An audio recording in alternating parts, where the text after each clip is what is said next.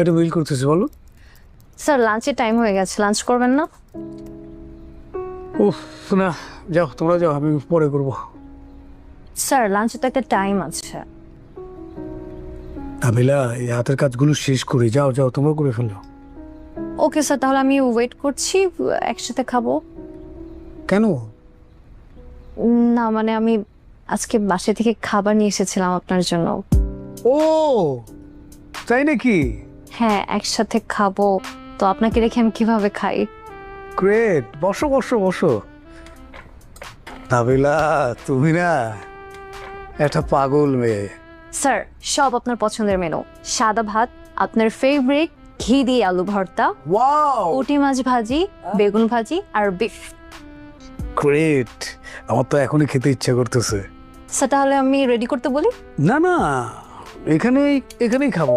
আকবরকে আসতে বলে। আকবর, কে আন্টি রান্না করছে? স্যার আমি নিজের হাতে রান্না করছি।